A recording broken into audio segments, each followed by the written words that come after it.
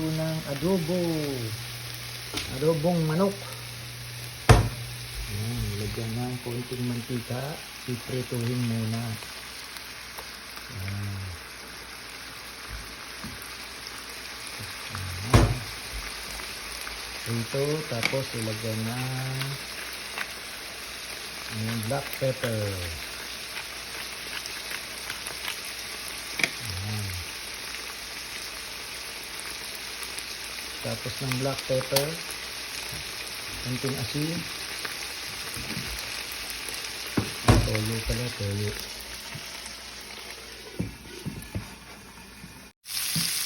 Ayan, at piniprito lang ng konti yung manok para medyo masarap, no? So, ito yung pagka-adobo ng aking misis dito sa Amerika, no?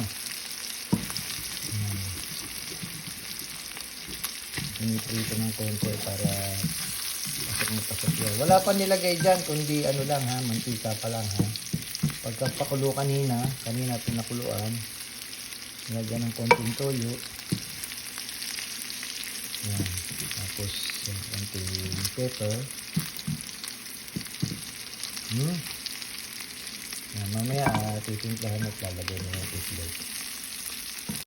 Yan, nilagyan na ng konting toyo.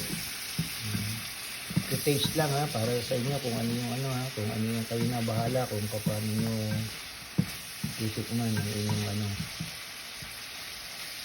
inyong adobo. Ganyan lang mag-adobo dito sa amin.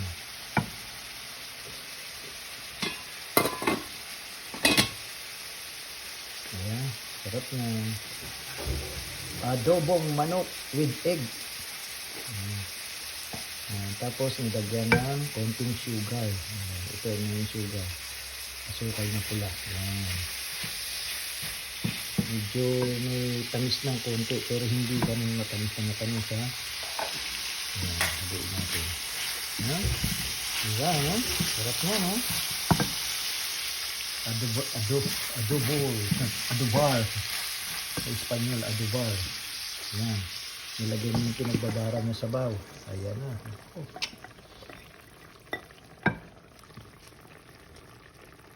Ayan, pakulo na lang. Ayan. Kaya titikman na lang yan maya-maya kung okay na yung lasa.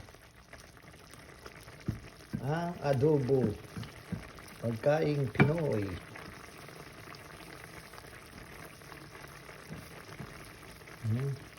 Hindi po ako nagluluto.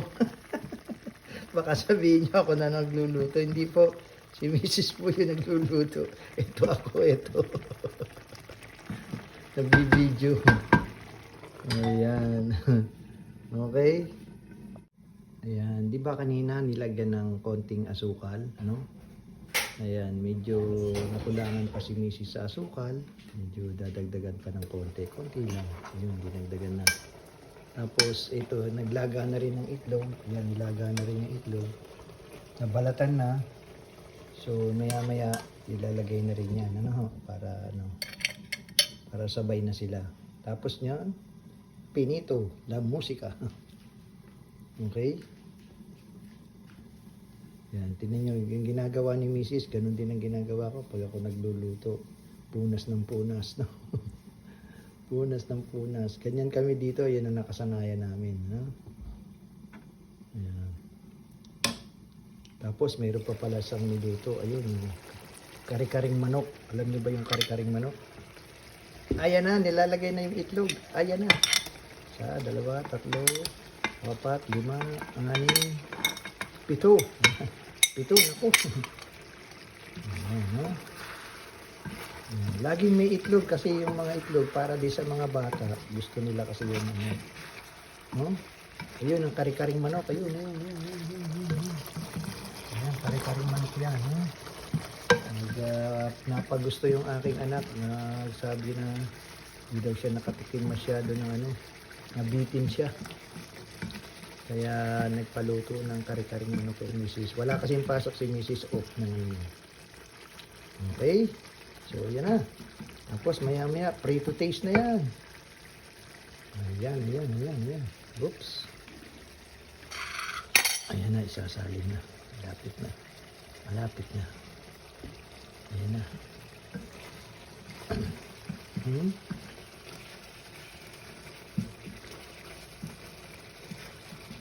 Sarap po.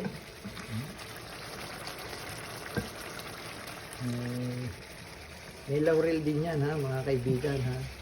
Nauna na kanina yung laurel. Yan, pinatay na. Whoop! Pinatay na. Napatay na. Ayan na, isasali na. Ayan, pinainit yung kare-kare para mamaya. Okay, oops. Ayan, sinali na sa lagayan ng inuna yung itlog, manok. Ayan, ako, sarap. That's it, mga kaibigan. Paka-like and share naman. Sana makaisa naman ako sa inyo. Ayan, maraming salamat po. Ito po si Brother Sunny dito po sa The Boys Vlog. Sana po makapag rin kayo ng makapagluto rin kayo ng adobo. Adobong manok. Ayan so sarap niyan. Yan ang aming hapunan. At saka itong kare-kare. Meron pa isa. Ayan, mamaya na yan sa kanin. Okay, bye. Maraming salamat.